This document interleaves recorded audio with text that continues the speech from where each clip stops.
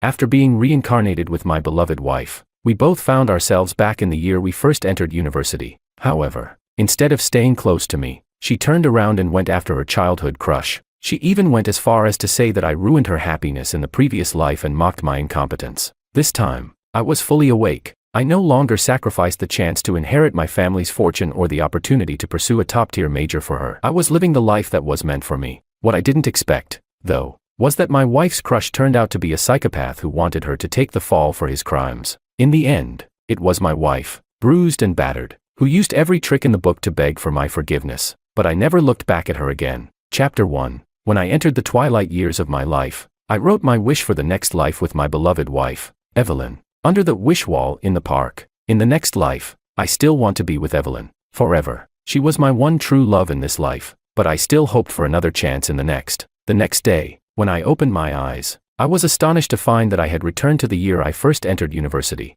Welcome, new students. The banner hung conspicuously at the school gate, immediately bringing back memories of that time. Back then, I had resolutely given up the chance to attend a prestigious university just to study at the same one as Evelyn. After all the years of effort and pursuit, she was finally moved and accepted my confession. Thinking of this, I couldn't wait to put down my luggage and rush to her dormitory to meet her. I wonder if she has also reincarnated. On the way to see her, I couldn't stop thinking about the reunion with Evelyn. I ran frantically, but suddenly, a familiar voice came from beside me. Senior Marco, I have so much luggage. I'm so tired. Can you help me? I turned around quickly and saw Evelyn holding a suitcase, her face slightly flushed, playfully chiding the men beside her. She was still as beautiful as ever, with skin as fair as snow and long hair cascading like a waterfall. The man beside her was someone I knew all too well. He was Evelyn's crush, Marco. It was well known that Evelyn had once liked Marco. He was the first love of many girls, and countless others had pursued him. Evelyn had been one of the top contenders. Marco took the suitcase from her and smiled at her. I could see her ears turning redder. The two of them walked away, chatting and laughing. I started to feel something was off. In my previous life, at this time, I was the one who had helped Evelyn with her luggage. Yet this time, I arrived even earlier, and she had chosen to find Marco instead. It was clear that Evelyn had also reincarnated. That night, I tossed and turned, unable to sleep. Evelyn had reincarnated. So why hadn't she come to me first? Why did she choose Marco? In the end, I couldn't sit still anymore and called her to get to the bottom of it. Evelyn, you've reincarnated too, haven't you? There was a long silence on the other end of the line before she answered with a single word. Yes. I was so overwhelmed with excitement at the thought of both of us being reincarnated that I completely forgot about her and Marco. That's great, Evelyn. Our wish has come true. We'll be together in this life too. I was overjoyed, but I didn't notice that her voice sounded far less enthusiastic. When Evelyn was preparing for her major transfer exams, I reminded her repeatedly, you must study hard and get into my medical program. We've made a promise that this life will be more successful than the last. She agreed without hesitation and spent hours every day in the library, studying for 7 or 8 hours at a time. I was deeply gratified. It seemed that in her previous life, she had felt guilty for not passing the medical exams. This time, she was determined to study hard for the both of us. I was the only person in Evelyn's heart. That day, she must have just run into Marco by chance. I dreamed every day of us having a wonderful university life in the same major. I even fantasized about the future, where we would continue to study medicine and become a remarkable couple in the field. But one day, I accidentally saw Evelyn's choice of major transfer. Her intended new major wasn't medicine at all. It was psychology, the field that Marco was in. In an instant, my confusion felt like a tangled mess. I angrily confronted Evelyn. Didn't we agree that you would transfer to the medical program so we could work hard together? Why did you secretly change it to psychology? Her eyes were filled with tears, seemingly startled by my tone, and she looked at me with an expression of grievance. I'm sorry, the medical program is just too hard to get into, and I've realized that I'm more interested in psychology. Since I get a second chance at life, I want to study something I truly love. I didn't mean to hide it from you. Please don't be angry. She took my hand, gently swaying her fingers in mine. My gaze locked onto her face, trying to understand her inner feelings through her eyes. But as I looked at her smile, her brows, even her gently trembling eyelashes, I felt an overwhelming attraction. She kept whispering sweet words in my ear, trying to win my forgiveness.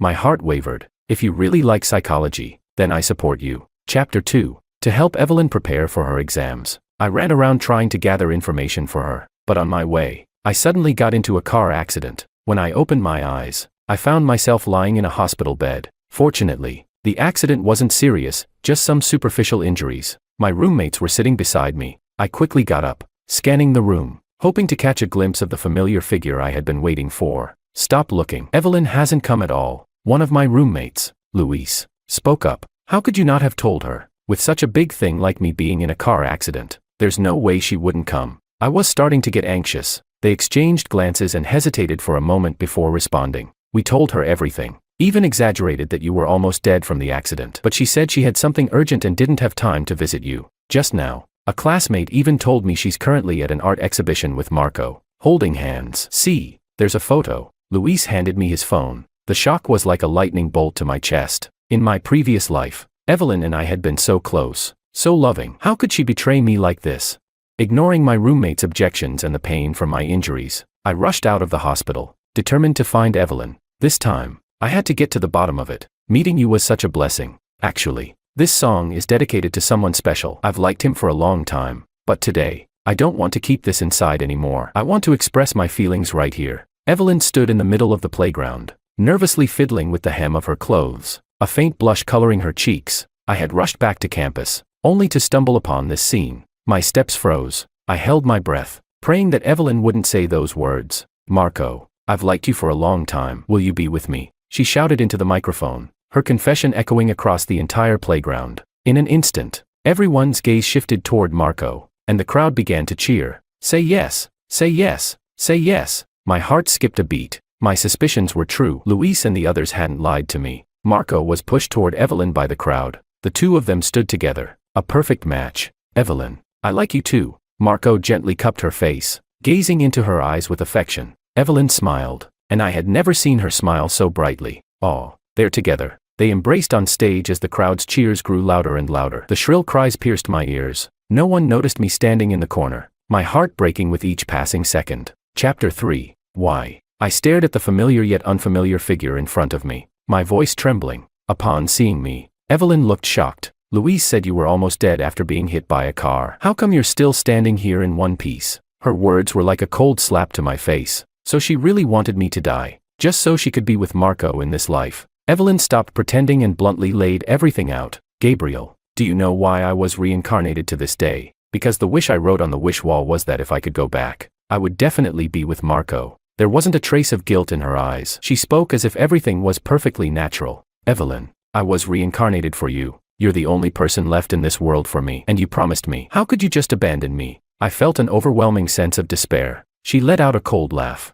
I was never happy with you. It was you who ruined my beautiful life in the last life. My life has been given a second chance, and I'm begging you, stop preventing me from having a better life. Being with you is painful enough. You have no money, no ability to give me a good life. Ask yourself, do you really deserve me? She spoke through her tears, as though I was the one who had betrayed her. In the previous life, I had sacrificed everything for her. I gave up the chance to attend a prestigious school and inherit a family fortune. I even transferred out of a top-tier major to join the one she was in, ruining my own future. I had given up everything for her, only to find out that she was now using all of that as ammunition to mock me. Everything I had done for her seemed worthless in her eyes. Suddenly, Marco appeared by Evelyn's side. Evelyn, it's getting late. Let me walk you back to your dorm, he said, carefully draping a coat over her shoulders. Evelyn's eyes lit up the moment she saw Marco. Sure, let's go. Before leaving, she turned around and sneered at me. Gabriel, no wonder your parents don't want you. You might as well stay an orphan for the rest of your life.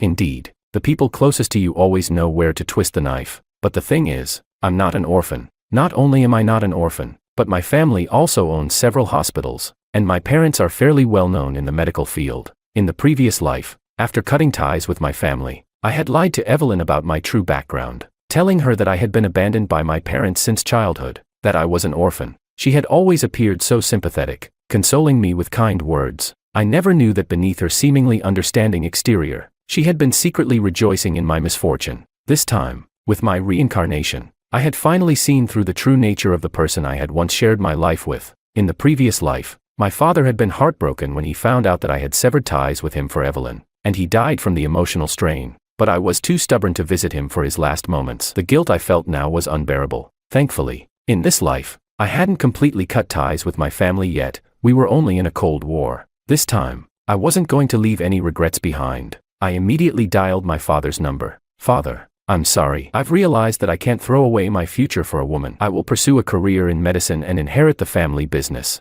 Now, I would show Evelyn that without her, I could still become someone who wasn't just a penniless orphan. I soon reconciled with my family and took on some responsibilities in our business. One day, my father suddenly took me to meet someone. It was my childhood friend, Angelica. Our families had always been close, and when we were young, our parents joked about arranging a marriage between us. After I severed ties with my family, I had lost contact with her. I heard that when my father passed, Angelica had been by his side. I suddenly felt a sense of guilt toward her. When our eyes met, I saw that her eyes were slightly red, and her body trembled, as if she was about to cry. Angelica was always a strong-willed girl. I had never seen her like this before. My father reached out to pat her on the shoulder, but she flinched in fear, covering her ears and crouching down on the ground. Please, don't take me back. I don't want to be with Marco anymore. Hearing Marco's name froze me in place. I quickly searched through my memories from the previous life. After I left the Chi family and got together with Evelyn, I had heard that Angelica and Marco had gotten married. Seeing her in this distressed state, doubts started creeping into my mind. Why would she shout Marco's name now, when she didn't even know him at this point? I pulled her aside, trying to calm her down while questioning her. Angelica, don't be afraid. What happened with Marco? Marco, he's a monster. He beats me every day and locks me up at home. He even tried to strangle me. At that moment, I was 100% sure I wasn't the only one who had been reincarnated. Angelica, don't worry. Now you have a second chance. I tested her a little. Sure enough, she looked up at me with wide eyes. You've been reincarnated too. I nodded and explained everything that had happened. Evelyn is really that kind of person. She deserves to be with a devil like Marco. After hearing my story, Angelica was furious. From her, I learned that while Marco appeared to be a charming and gentlemanly figure on the surface, he was actually a violent psychopath behind closed doors. In the previous life, because I had cut ties with my family, the arranged marriage between the Jean and Chi families had been cancelled. Marco went on to become a small-time celebrity in the entertainment industry. Angelica's father, in order to secure his position in the company, had forced her to marry Marco. Thinking about how all of this misfortune had happened to Angelica because of me,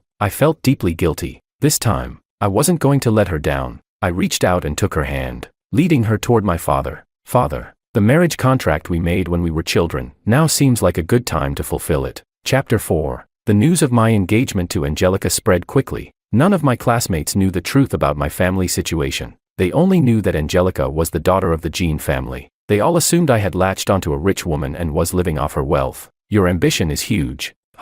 You accused me of betraying you, and now, just days after I dumped you, you've latched onto a rich woman, and you still have the nerve to call me the traitor. I think you were plotting this all along. One day, while at school, I ran into Evelyn and Marco again. Evelyn took the opportunity to mock me, her tone sharp and venomous. It was such a stark contrast to the kind and graceful person she used to be in the past. She must have been feeling some kind of discomfort about the fact that I'd moved on so quickly and found someone like Angelica. Well, I have no money or ability, and I'm tired of trying. This is just how it is. Instead of being bothered by her mocking, I deliberately tightened my grip on Angelica's hand, wanting to flaunt it in front of her. Evelyn, seeing that I wasn't angry and was even showing affection for Angelica, seemed to lose her composure. She tried to badmouth me in front of Angelica. Beauty, what's so good about him? He's poor, and he has no outstanding abilities. I advise you not to waste your time on someone like him. Angelica, true to her straightforward nature, didn't even acknowledge Evelyn. Instead, she shot her a big eye roll. Stop wasting time here. Didn't your father open a hospital near the city center? He asked me to go see it with you. Evelyn's expression turned sour at those words, but then, she let out a self-assured laugh. Ha ha ha. So he lied to you about his family owning hospitals. I knew there had to be something off. He's just an orphan abandoned by his biological parents, who happened to study medicine. Don't let him fool you. I casually took out a business card from my pocket and handed it to Evelyn, who was still laughing. I'm Gabriel, son of Chi Xian. My family owns many private hospitals. Oh, and the one you often visit, that's probably one of ours. This is my childhood friend, Angelica, the daughter of Jean Group, not some random rich woman. At that moment, Evelyn stopped laughing. That evening, Angelica told me that Marco had been reincarnated as well. Today, when we ran into each other, Marco kept staring at me. I knew he must have reincarnated with me. I was so scared. I got goosebumps. After some analysis, we concluded that Marco was likely deliberately approaching Evelyn. If it had been that easy for Evelyn to win over Marco in the past, she wouldn't have ended up with me later. I couldn't wait to see how she would react when she discovered that her longtime crush was actually a devil in disguise. The semester flew by, And when we returned to school for classes, I unexpectedly ran into Evelyn at the medical school. She seemed like she wanted to say something to me, but I ignored her and walked past her without a word. To my surprise, she shamelessly followed me into the classroom and sat next to me. "What are you doing here? Go back to your liberal arts college and study psychology." I really couldn't understand what she was trying to do. "What psychology? This is my classroom. I successfully transferred to the medical school. Now, I'm one of them." Evelyn looked so smug, as if she were proud of her accomplishment. It turned out that she had indeed changed her major again. Apparently, this was against the usual rules, as students could only modify their transfer intentions once. However, due to Evelyn's exceptional grades, the medical school had made an exception and accepted her. I was in disbelief. Evelyn, with her level of ability, really managed to get into the medical school. And wasn't she trying to transfer to the same major as Marco? But I didn't think too much about it. I grabbed my backpack and moved my seat, clearly rejecting the idea of sitting next to her. After class, Evelyn, like a persistent pest, clung to me. "Gabriel, please don't be mad. Look, I worked so hard to get into the major that I couldn't even dream of in my last life. Before, I was wrong. We were together for so long, and in my past life, you were so good to me. You wouldn't want to abandon me in this life, right?" She tried to reach for my hand, but without hesitation, I pulled it away. "Stay away from me." Turning around, I saw Angelica waiting for me in the crowd. Ignoring Evelyn's pleas, I walked straight toward Angelica. "Gabriel." Angelica's expression was serious. "Just now, Marco came to me and tried to get back together." Chapter 5. Both Angelica and I agreed that this was all part of Marco's scheme, and we chose not to respond to either of them. Evelyn continued to cling to me every day, but each time, I decisively rejected her. A few days later, she suddenly disappeared, not coming to school for several days. I didn't think much of it. After all, in this life, I no longer needed to be tied to her. That was until today when I was at the family hospital handling some matters. As I passed by the obstetrics and gynecology department, I saw a familiar figure. Evelyn was sitting alone on a bench in the hospital, looking somewhat downcast. She noticed me too and lifted her head to meet my gaze. Tears in her eyes, she reached out her hand as if to embrace me, but I quickly pulled away. Evelyn looked hurt and wronged. I snatched the report from her hand and frowned. "You're pregnant already? Is it Marco's?" She bit her lip and nodded. I simply shoved the report back into her hand and said calmly, "I wish you happiness." My response didn't meet Evelyn's expectations, and it seemed to shatter her composure. "Gabriel, I regret it." She stood up and blocked my way. "Marco only got together with me to use me. He's a psychopath. A few years ago, your father's surgery failed and killed his sister. He's been holding a grudge ever since, and he thought that the person you loved was me. So he's been trying to take me away to get back at you. Now that he thinks you don't love me anymore, he's been torturing me every day, trying to break me down." Evelyn slowly rolled up her sleeve, revealing a dense cluster of scars that were horrific to look at. No wonder Marco had gone back to beg Angelica for reconciliation. Everything he did was aimed at me. "So, what do you want now?" Seeing that she was willing to explain some of the truth, I reluctantly stopped. "Gabriel, take me with you, please. With your family's power, it'd be easy for you to get someone out of Marco's hands. I'll have the baby and let it take your surname." "Okay, I know we've never had children before, and I know that was your greatest regret in your past life. I also know you love kids, don't you?" I stupidly thought that Evelyn's attempt at reconciliation was heartfelt, only to realize she wanted me to be her fallback. Evelyn still thought I was some kind of naive fool who would agree to anything. She looked at me eagerly, as if she believed I would certainly say yes. "You're insane." I forcefully shoved Evelyn away, watching her fall heavily to the ground. Without a second glance, I turned and walked away, not even bothering to help her up. "Gabriel, I've already apologized to you, and you still dare to treat me like this. Aren't you afraid of losing me?" She screamed after me, but I didn't look back. "Gabriel, I was just momentarily blinded. Don't you have any feelings for me left?" It was after graduation that Evelyn came to me for reconciliation for the 83rd time. "I'm marrying Angelica now. Are you coming? Since I'm sentimental, I won't ask for a wedding gift from you." I quickly sent her the wedding invitation from Angelica and me. She fell silent and didn't try to contact me again. But then, to my surprise, Evelyn actually showed up at the wedding. Only, she wasn't there to celebrate. Gabriel's father killed Marco's sister in a surgery a few years ago, and there's still no explanation. His son is living such a happy life while the rest of us are suffering. Does that seem fair to you? At the wedding, Evelyn snatched the microphone from the host and claimed she was going to expose the true face of the Chief family. She even brought out all kinds of fabricated evidence, accusing our hospital of accepting bribes. She knew everything about me, except for our family dynamics, so creating fabricated evidence against me was a breeze. The daughter of the Marco family is still restless in her grave. and their family isn't taking responsibility while they continue to thrive. How can this be fair? Evelyn managed to stir up the crowd's emotions. Some people even stood up to lead the charge, urging Angelica to open her eyes and not marry me. The scene immediately descended into chaos, with people telling Angelica to reconsider and not marry me, before the wedding could even finish. The search term, "Chief Family Hospital Kills People," skyrocketed to the trending list. Evelyn clearly wanted to destroy me, and take down the entire Chief family with it. "Miss Jean, aren't you leaving yet? If you don't escape this wedding soon, the police will come to arrest Gabriel, and they'll arrest both of you." Evelyn seemed pleased with the crowd's reaction, even taunting Angelica with her words. Angelica didn't respond to her. She simply bent down and picked up the microphone that had fallen to the ground. "I, Angelica, am marrying Gabriel, willingly. Not only me, but even if something happens to the Chief family, the entire Jean group will stand by them." Without following the usual wedding procedures, Angelica immediately took out the ring and slipped it onto her finger.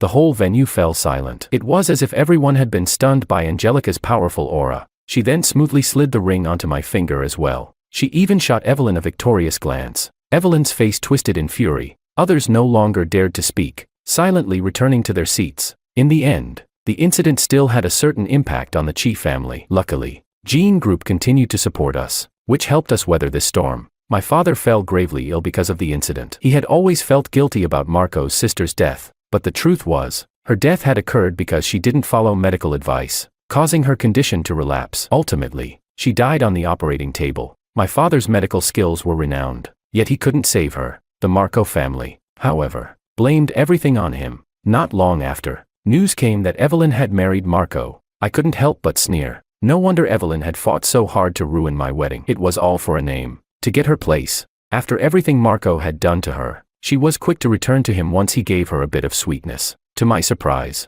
just days after Evelyn and Marco's marriage, something went terribly wrong. "Gabriel, please, save me. I can't take Marco anymore." Evelyn was kneeling at my doorstep, crying hysterically, her hair a mess, looking utterly disheveled. "Marco, he killed my daughter with his own hands. She was his biological daughter. All she did was say one thing, and he killed her." Her emotions were so wild, it seemed like she was nearing the brink of collapse. Anyone who heard this would feel sympathy, and Angelica hesitated for a moment, wanting to open the door for her, but I stopped her. "Don't you remember what happened at the wedding? If Marco calls her back with a snap of his fingers, she'll go right back to him, and we'll be the ones who suffer." Angelica thought for a while, then nodded, pulling her hand back. "Gabriel, I'm begging you. What's wrong with me? I was tricked by Marco last time. He told me you and Angelica had already been together, so I ruined your wedding out of spite. I was just too emotional. Please don't ignore me." Faced with her pleading, I responded coldly, "Marco didn't lie to you. We've been engaged for a long time. We've been together since childhood." She froze,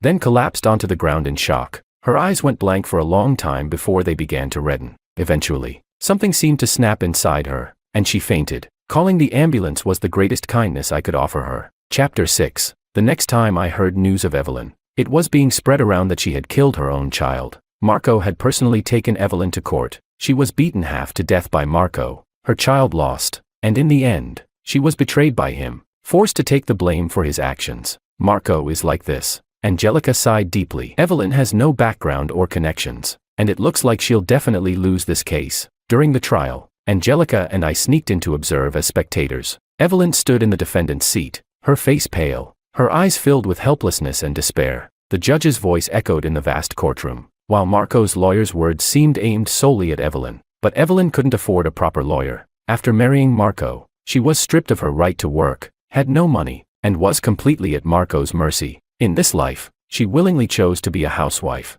But now, seeing her in such a miserable state, it was clear that she was reaping what she had sown. The forensic report came out, showing clear signs of strangulation on the child's neck, indicating that the child had been intentionally harmed and killed. "Your Honor, I never imagined I'd marry such a cruel woman who would strangulate her own child to death. You don't know how happy I was when I first became a father, but my daughter was only 4 years old. Every time I think about how she was taken from this world so young, it feels like my heart is being torn apart." Marco stood up, his voice full of emotion as he addressed the judge, narrating his grief. No wonder he used to be an actor. His performance is convincing. Angelica gritted her teeth, and I saw her nails dig into her palms in anger. Anyone who had been treated like this by a scumbag in a previous life would feel anger bubbling up when facing that same person now, watching them try to frame someone else. Marco's lawyer also rose, presenting a case and evidence that seemed solid and well prepared. It was my child. How could I possibly kill her? Evelyn cried out in anguish. Her child had been killed,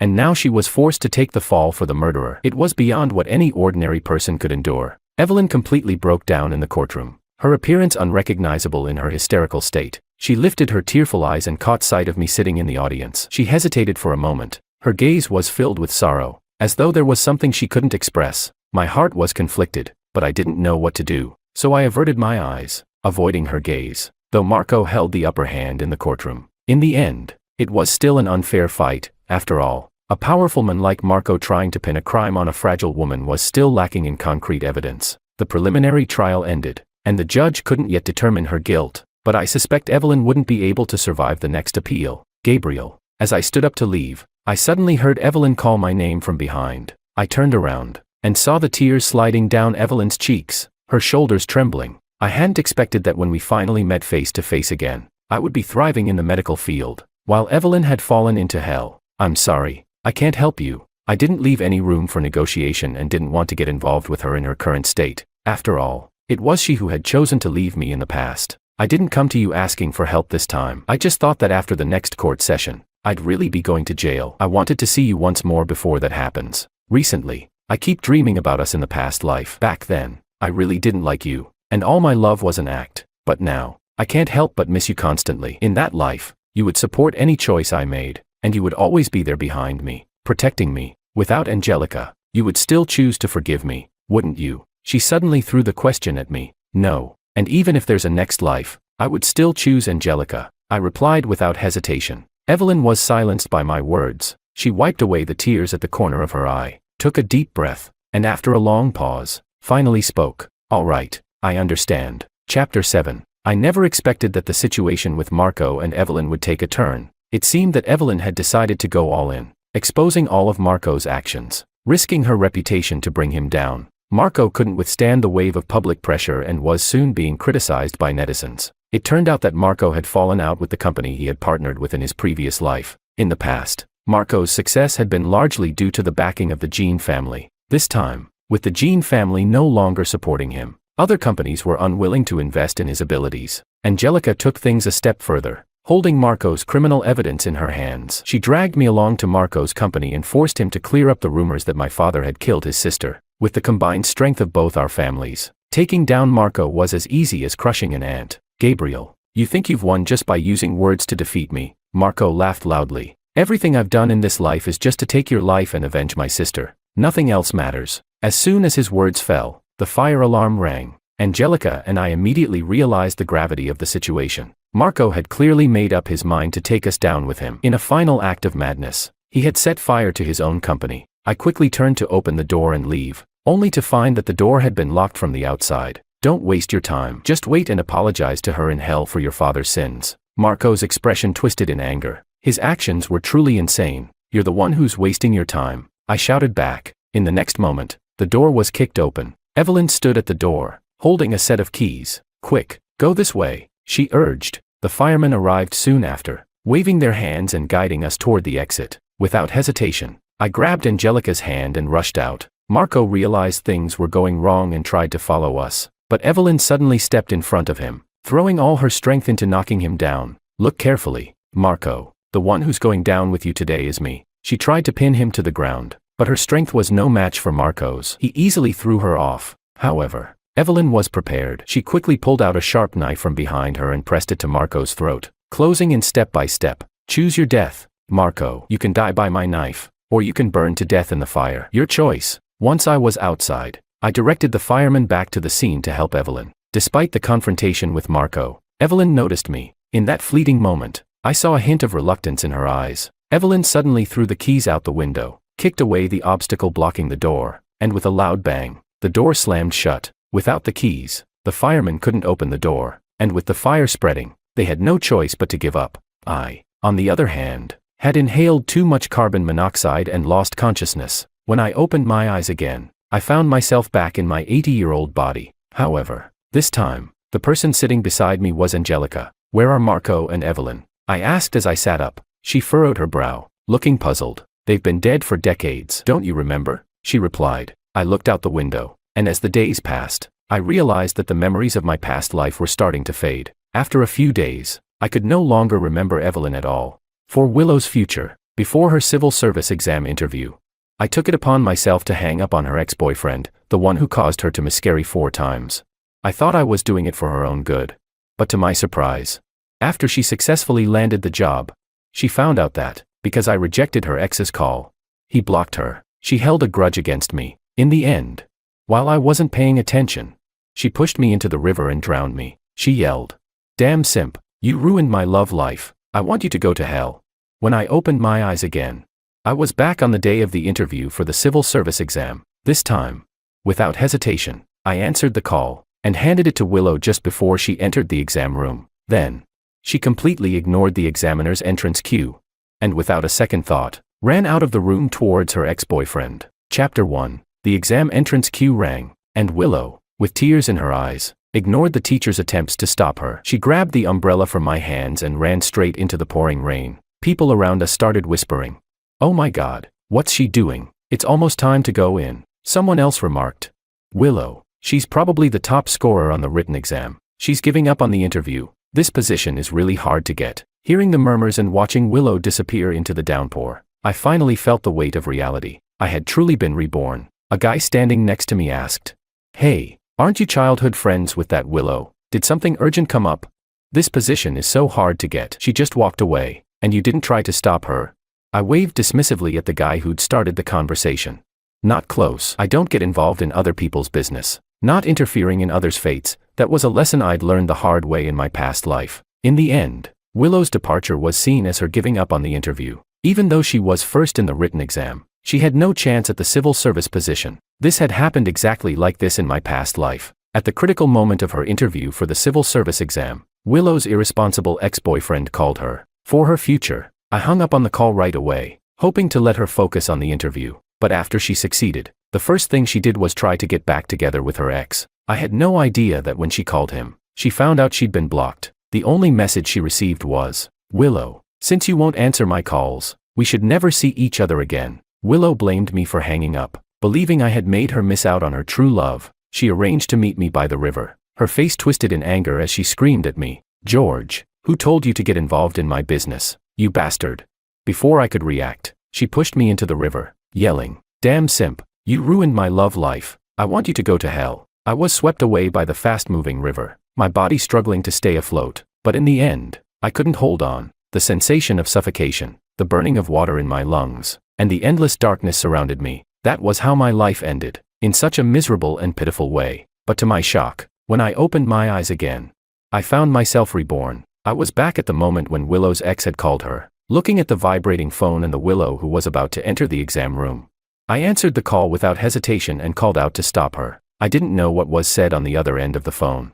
But Willow looked conflicted. Yet, in the end, as if making up her mind, she resolutely gave up the interview, took the umbrella, and ran off. She seemed to have completely forgotten about me standing there. I just watched coldly, not stopping her. In this life, I had to let go of my urge to help, and respect others' fates. Chapter 2. By the time I got home, the news that Willow was going to marry her deadbeat ex-boyfriend had already spread throughout the entire village. But Willow herself hadn't come back. She had only called her mother and said that she was giving up on the interview and marrying the deadbeat. Lou's mother fainted as soon as she heard. My mother, upon hearing the news, sighed deeply, saying, "Just look at that girl, Willow, she's getting married already. Son, you should let go. This clearly means you two have no fate together." Seeing my troubled expression, my mother thought I couldn't move on from Willow and gently tried to console me. Willow and I had grown up together. As a child, she would always stick to me, following me around and calling me Wang Gij in a sweet, babyish voice. The villagers often joked about us, saying,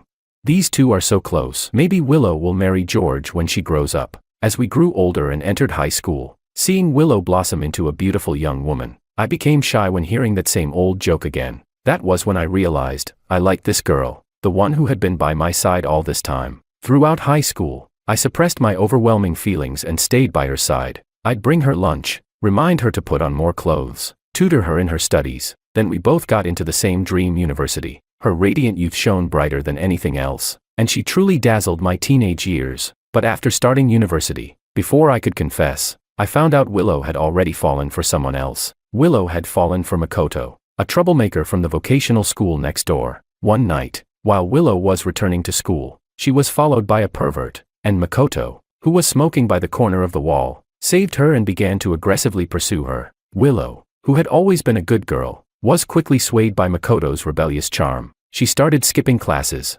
drinking, going to bars, and even failed a few courses by the end of the semester. I had tried to talk to her about it, but she was exhausted after a night of clubbing with Makoto and impatiently said, "George, why are you always lecturing me? I work so hard to get into college. What's wrong with relaxing a little?"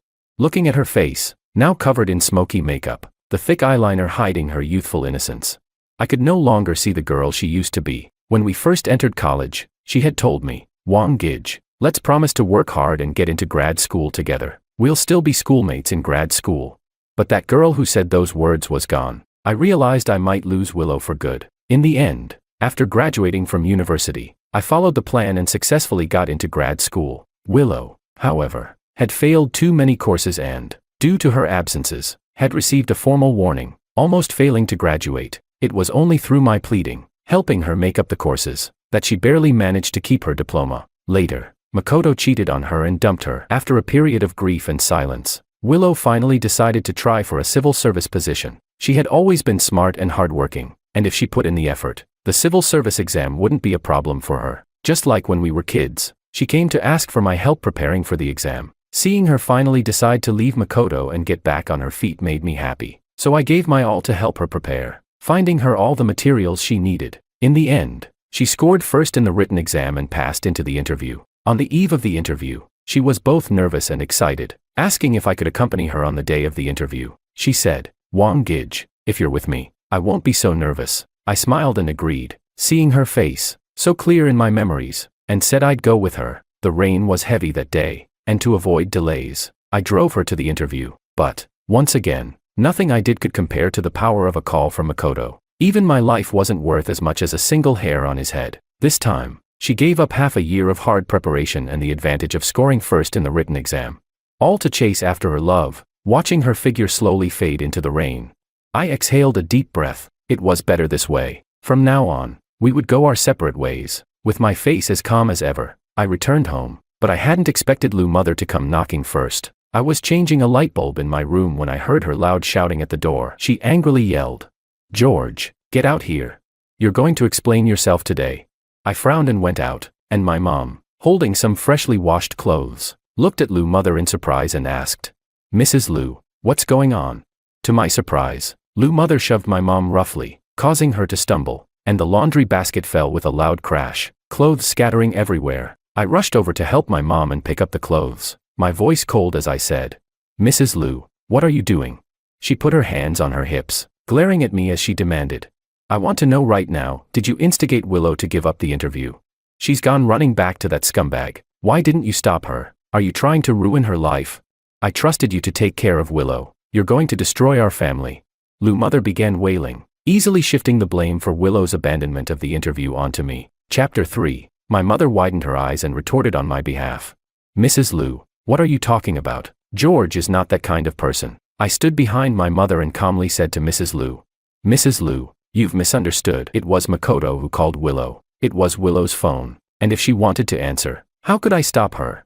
Seeing Mrs. Lu acting irrationally, I smirked and started to fabricate, saying, "As for why Willow gave up the interview, isn't it all because of you?" Mrs. Lu's pupils widened in disbelief. "What nonsense are you spouting? How could it be because of me?" I continued. "You didn't approve of Willow being with Makoto. You thought he was just a punk. Willow said that if she passed the civil service exam, you would oppose them even more, so she decided to give up the interview at the last minute." Mrs. Lu was so stunned by this absurd excuse that she couldn't say anything. Meanwhile, due to Mrs. Lu's loud shouting, a few neighbors had gathered outside the door and were gossiping. One person said, "Lady, you really shouldn't be meddling in the children's affairs. Yeah, even if Willow did something wrong, it's not George's fault. Why are you causing a scene at his house?"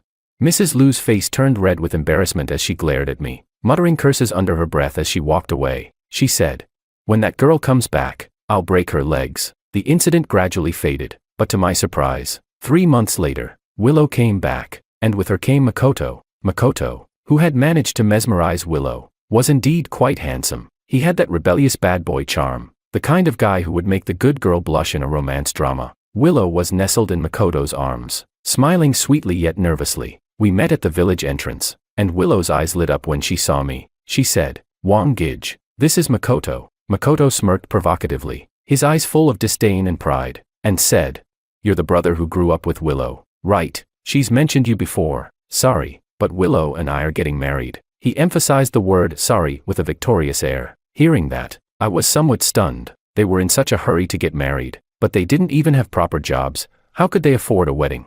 Then Willow shyly smiled and touched her stomach, saying, "I'm pregnant, 5 weeks along. That's why we want to get married first." A wave of emotions hit me. Willow was pregnant again. Despite having already miscarried 4 times for Makoto before, they had only been dating for 4 years, and she had miscarried 4 times. Each time, I was the one accompanying her to the hospital. The last time we went to the hospital, the doctor had looked at me in frustration, saying, "You two are such troublemakers. If there's a next time, she might not even be able to have children." He thought I was Willow's boyfriend and scolded me harshly. But now Willow was pregnant with Makoto's child again. My gaze fell on Willow's belly, and I couldn't help but feel a deep, indescribable sympathy. If this child survived, it might be even more unfortunate than the ones that were lost before. A mother who was love-struck, a father who lived in debt, a grandmother obsessed with money, and a broken home waiting to happen. Yes, Makoto still owed loans and had been blacklisted by the bank for overdue payments. He was a deadbeat. I wanted to force a smile, but I couldn't. Instead,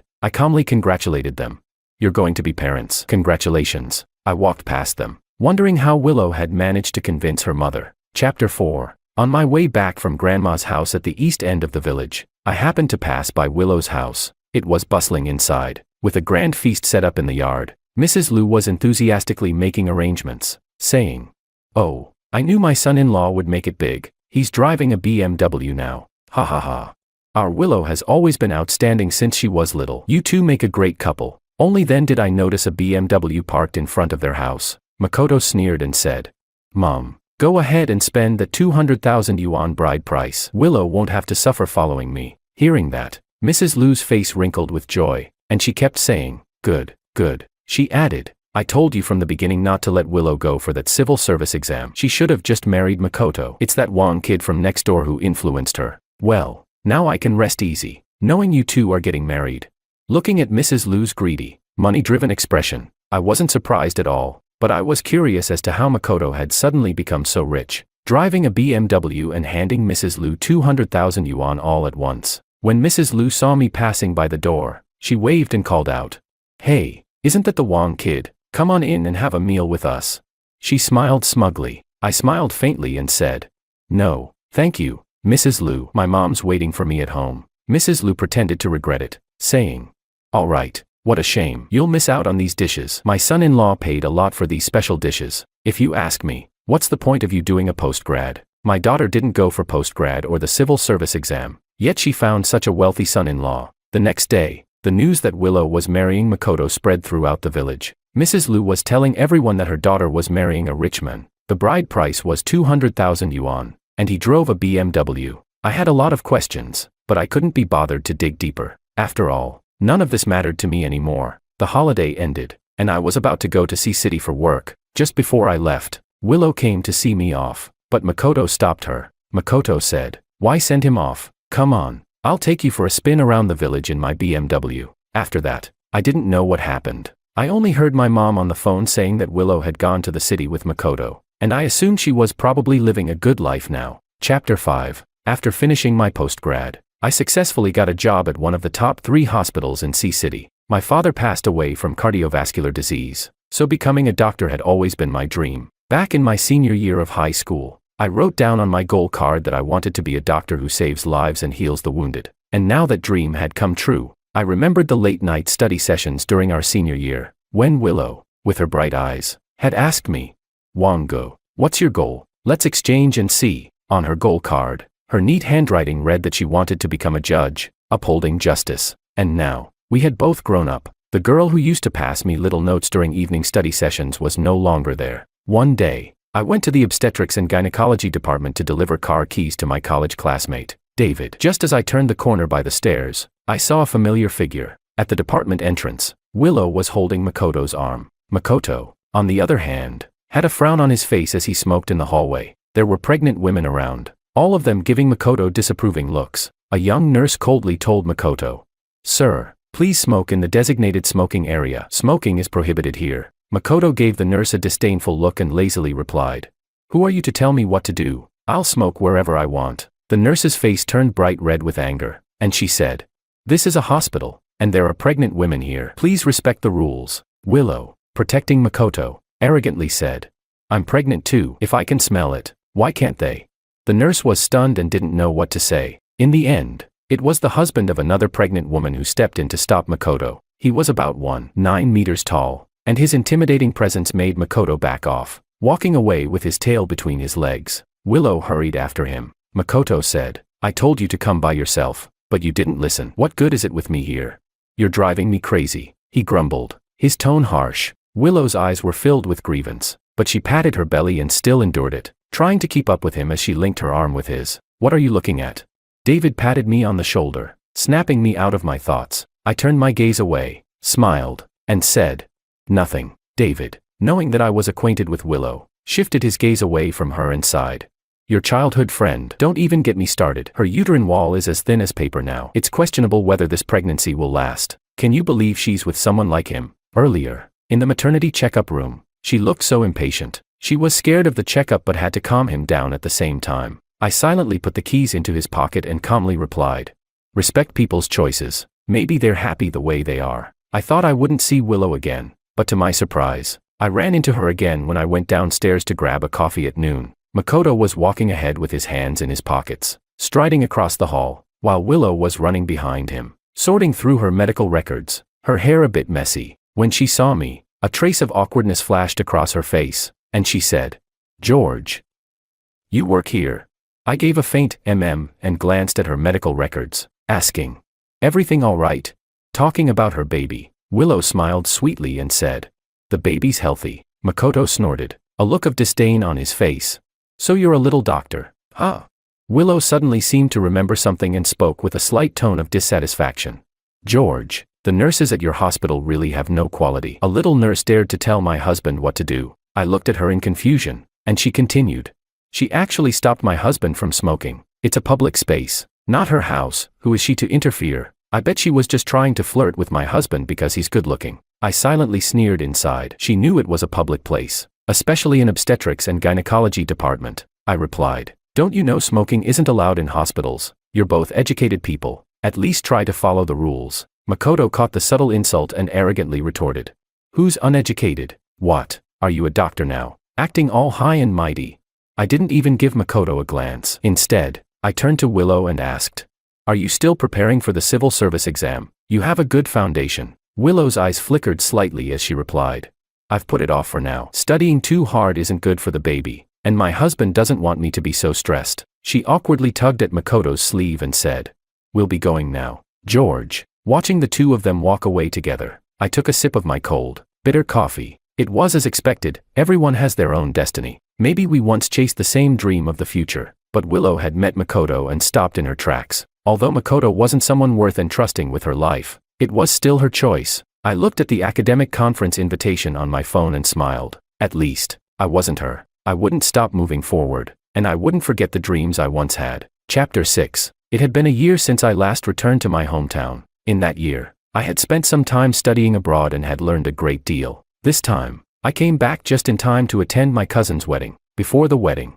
I attended a gathering with some childhood friends. The table was full of familiar faces, friends I had grown up with. As we all grew up, we went our separate ways, started families, and built careers. It was rare that we could all come together like this, so it was quite lively. Someone said, "George went abroad for a year, and he's so much more serious now." Ha ha ha. Among us, only George stayed true to his path, continuing his studies in healthcare. Look at me. I had to take the exam twice before I finally made it. I didn't say much, just quietly listened as everyone joked around, speaking humorously about the hardships of these past years. Then someone asked, "By the way, how is Willow doing? It's been so many years since we've seen her." Her story about giving up the interview after ranking first in the civil service exam is still being talked about in our department. The person speaking had taken the same exam as Willow and had successfully got in because Willow had opted out. Another person chimed in, "For a man, that's the fall of a god in the battle of the gods." George, you're closest to Willow. Do you have any news about her? My hand trembled slightly as I poured the tea, and I replied with a smile. I haven't been in contact with her for a year, so I'm not really sure. At that moment, my cousin, who had just entered with sunflower seeds in hand, overheard and leaned in, saying, "Did you guys mention Willow? Oh, you wouldn't know if you haven't been back. She got scammed. That guy dumped her, and she had to abort an 8-month-old baby." I tightened my grip on the teacup, and everyone was shocked. Someone asked, "Wasn't she married to a rich guy?" I heard the dowry was more than 200,000. My cousin waved her hand, her expression complicated as she replied, "Pfft, that 200,000, the guy borrowed the money. He's a deadbeat. He couldn't get any more loans, so he tricked Willow into taking out loans using her ID. Now Willow's been dumped and owes a huge amount of debt. She can't pay it off, and she's been blacklisted. She can't even take the civil service exam anymore." I never expected that the money Makoto used to show off in front of Lou's mother was all borrowed. It was only then that I learned from my cousin that Makoto had delayed their marriage registration, tricking Willow into waiting until after the baby was born to do it. But just 3 months later, he cheated again, this time scamming an innocent college girl. When Willow found out, she was heartbroken, completely seeing through Makoto, and decided to break up and start a new life. But then Makoto dropped a bombshell. He had already taken out over 5 million in loans using Willow's ID on various loan platforms. That 5 million was spent on gambling, keeping a mistress, buying luxury cars, and other personal expenses. Not a penny of it went to Willow. Willow's family couldn't pay off that much debt, and in the end, she became a defaulter. My cousin said, "George, Willow's mom even came to your house to cause trouble." I frowned. My mom had never told me about this. She continued, "I knew Auntie didn't tell you. Lou's mother insisted that you lend money to Willow to pay off the debt. When Willow couldn't get through to you, she caused a scene at your house. No wonder she couldn't reach me. After we parted ways at the hospital, I had blocked all of her contact details, thinking that we would never have any connection again." Everyone was murmuring in surprise. The once radiant Willow now seemed covered in dust, likely trapped in the mud for the rest of her life. The next day, when I went out to buy breakfast, I ran into Willow.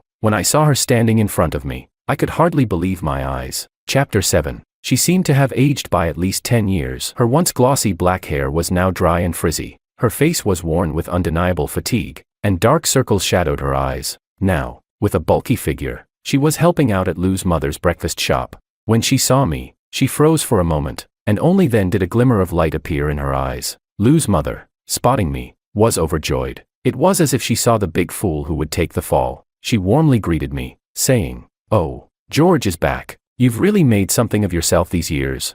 Willow's always talking about you. Come on, catch up."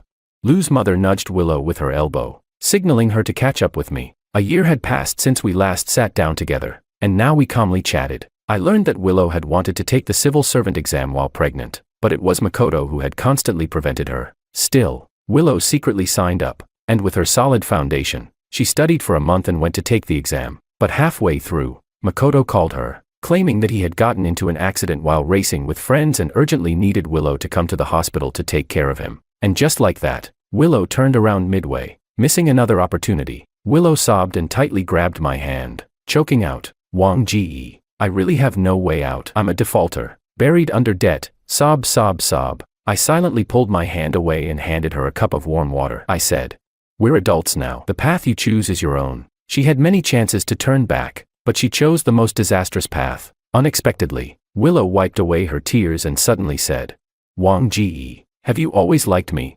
My forehead twitched. My gut told me this was going in a bad direction. Sure enough, the next second, Willow said, "Wang Ji, will you marry me? I'm willing to be with you now. I've let go of Makoto. I know you've always liked me, otherwise you wouldn't have kept telling me to give him up." Looking at Willow's eyes, filled with calculation, I suddenly felt everything had changed. There was no going back. I furrowed my brows and coldly replied, "You're mistaken. I advised you to let go of Makoto because I knew he wasn't a good man." Willow grew anxious. She asked, "Isn't it true you've always liked me? Why won't you admit it?"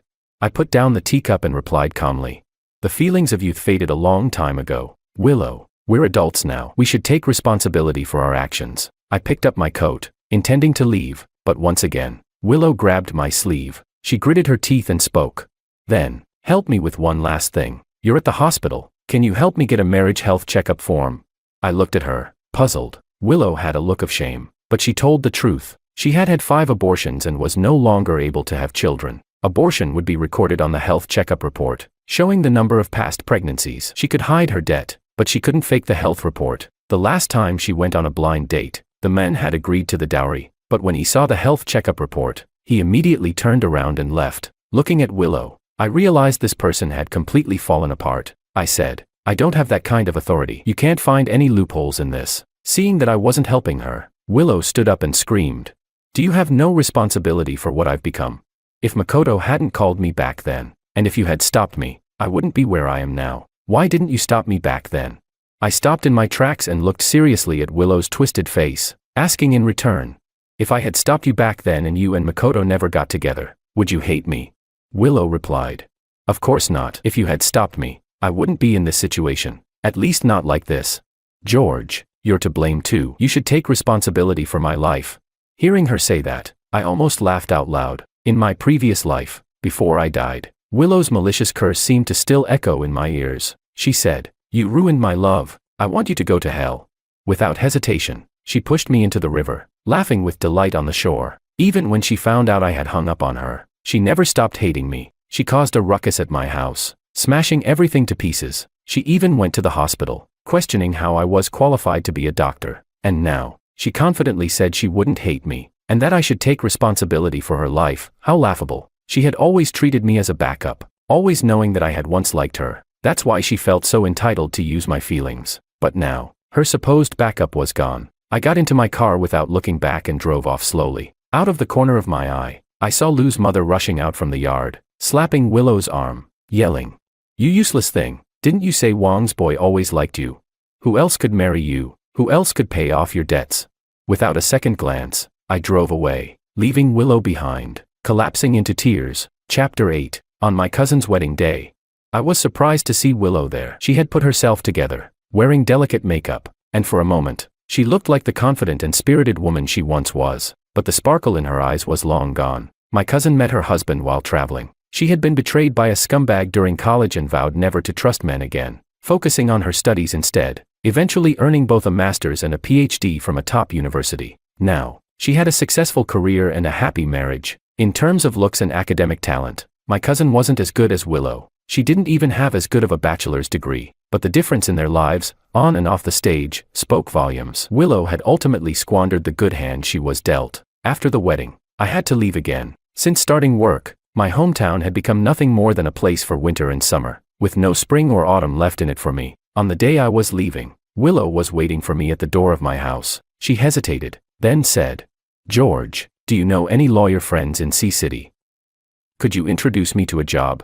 Looking at her feigned innocence and the scheming look in her eyes, I knew she wasn't just going to C-City for work. I couldn't risk passing on this unstable ticking time bomb to my friends. I rejected her, but Willow wouldn't give up. She said, "George, my mom is forcing me to go on blind dates again. She's trying to marry me off to some old men in the town." Willow moved closer to me, her eyes full of longing, and said, "George, if you don't take me with you now, I'll never have another chance." She tried to hug me, but I frowned and pushed her away. Whether she went on a blind date or who she went on it with, had nothing to do with me. Without looking back, I got in my car and drove away, leaving her thin figure standing alone in the wind. Later on, I settled in C-City and started a new life. After work, I went to the gym, took pottery classes, little things to add flavor to life. Through a colleague, I met an outstanding woman. She was completely different from Willow, bright, outgoing, and cheerful, and we got along well. As we were getting to know each other, Willow's news reached me first. She was getting married again.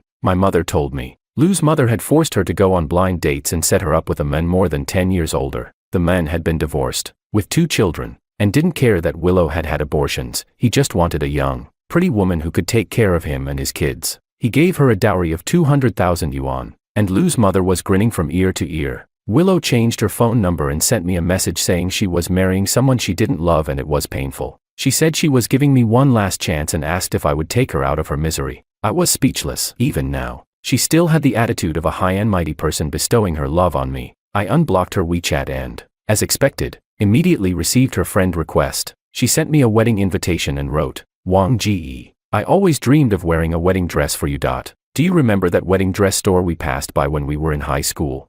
I didn't give her a chance to continue playing the emotional card. I quickly transferred the wedding gift money. I replied, "Wishing you happiness in your marriage, a lifetime of love." Immediately, Willow sent me a video invitation. but I hung up right away. She sent me dozens of 60-second voice messages, which I didn't listen to. I blocked her again. I didn't want to go to Willow's wedding, but on that day, I returned to my hometown. I really wanted to see how Willow, who had gotten her wish, was now faring. Chapter 9. The wedding scene was very simple. The old man's son and daughter were still making a mess, spilling tea everywhere. The old man never intended to treat Willow well, he just thought of her as a young, pretty nanny for his household. So when she saw me, Willow was extremely excited. Even during the wedding, she didn't want to exchange rings with the old man. It was only after he subtly threatened her that she reluctantly followed through with the ceremony. During the toasts, when the old man wasn't looking, Willow quietly came to my side, her eyes full of hope as she asked, "Wang Ji, are you here to take me away?"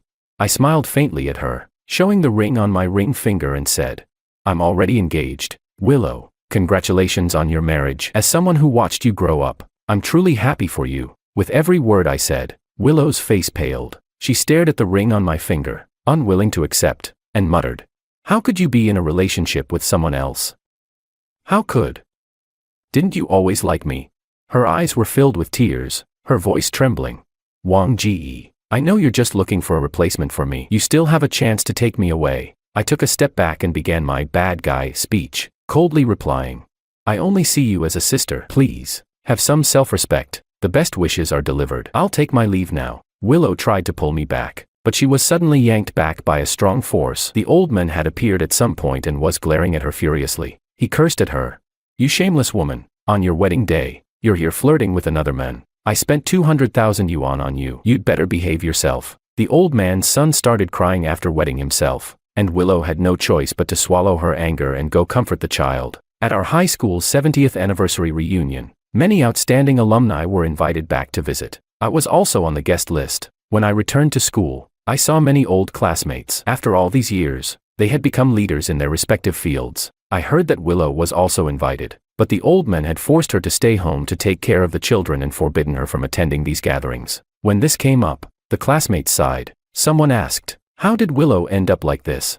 Another person said, "Back then, George and Willow were childhood sweethearts. We all thought you two would end up together." Yeah. I even saw the class flower write a love letter to George in high school. I saw Willow intercept it, declaring her ownership. I was taken aback. Had anyone really given me a love letter? I didn't remember. Seeing my confused look, the person continued, "George, you probably didn't know, but I saw it after gym class. The class flower tried to slip a love letter into your desk, but Willow stopped her and said you two would end up together." I smiled, realizing that Willow knew everything. She knew I had always liked her, so she kept sending me ambiguous signals while pretending to be innocent, dangling me along. She enjoyed my help and special treatment while simultaneously being unable to resist the temptations that came after university. How ridiculous. Luckily, the past with Willow had faded, and it no longer stirred any emotions in me. Chapter 10. While discussing the engagement plans with my girlfriend, we went back to my hometown. My mom was overjoyed. During lunch, however, we heard Lou's mother's angry shouts, mixed with the sound of a broken bowl coming from next door. After my girlfriend left, my mom chatted with me about the recent happenings, saying that Willow's family had become a complete mess. My mom said, "Willow's been really reckless. I heard she owes several million in debts. She's been in touch with her deadbeat ex again. She went out to meet him, leaving her 2 kids locked in the house. The son knocked over a kettle and got burned, and her husband came home and almost beat her to death." My mom shook her head as she spoke. Willow had grown up under her watch, and seeing her fall so far made her feel some sympathy. Later, I heard that the old man had caught Willow flirting with Makoto and was threatening divorce, demanding that Lou's family return the 200,000 yuan dowry. Not only did Lou's family fail to return the money, but they also had to split 2 million yuan in divorce assets. The old man found out that Willow was actually in debt for several million. He stormed to Lou's family, smashing everything he could and slapped Lou's mother. He yelled, "You dared to join together to deceive me. This is a fraudulent marriage. I'm telling you, that several million isn't joint debt. I'm not giving you a cent, and you still need to return the 200,000 to me." At first, I just thought this was a bit of entertainment, but to my surprise, this fire ended up burning me too. Willow had actually lied to the old man, saying that the loans taken by Makoto were actually my responsibility. Before I left, the old man dragged Willow to my house, demanding that I return the 200,000 yuan dowry to Lou's family. He said, "Give me back the dowry, and take this waste of a marriage daughter of yours back." I looked at Willow, who was looking guilty, and sneered, "Is this how you told him?" She said, "Brother, after all these years, How could you let me suffer like this? I replied. Fine. Before she could say anything else, I nodded decisively and said, I'll go get the money. You wait here. Then, I brought the police into the house. When Willow saw the police, her face immediately turned pale. I said, the truth will be up to the police to investigate. First of all, I've never had any financial or emotional disputes with Miss Liu. Regarding your defamation and the extortion of 200,000 yuan from me, I reserve the right to pursue legal action. Seeing my stance, the old man finally understood and quickly started to smile at the police, then turned to Willow and said with a vicious tone, you filthy woman, if you dare to deceive me, I'll beat you to death. 3 days after the police filed the case, the old man returned home in a fury, only to find Willow gone. Neighbors said that Willow packed up and ran off with a tall man the night before. After checking the surveillance footage, it turned out to be Makoto. The old man cursed his luck, feeling like his 200,000 yuan had gone down the drain. Under the police's orders, he had to come and apologize to me. I thought this incident was over, that Willow would no longer appear in my life. But to my surprise,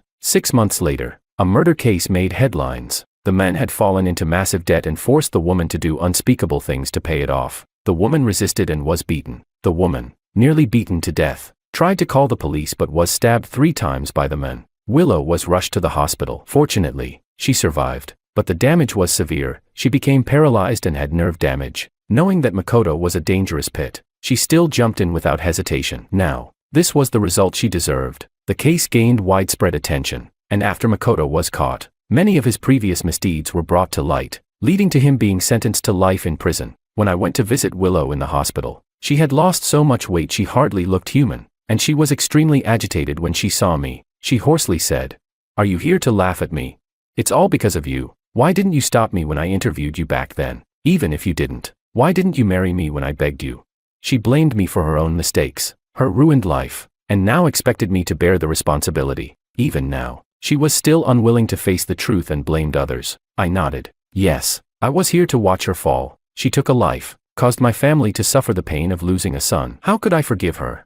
Now, seeing her end up like this, I finally felt that the resentment that had been lodged in my heart for so long had dissipated. I said, a person like you would never appreciate it, even if I had helped you in the past. Admit it. Willow, you're selfish. What happened today is all the result of your own actions. When I left the hospital, it started drizzling. My new wife was waiting for me with an umbrella not far away. I smiled and walked toward her. Ahead of me was my future,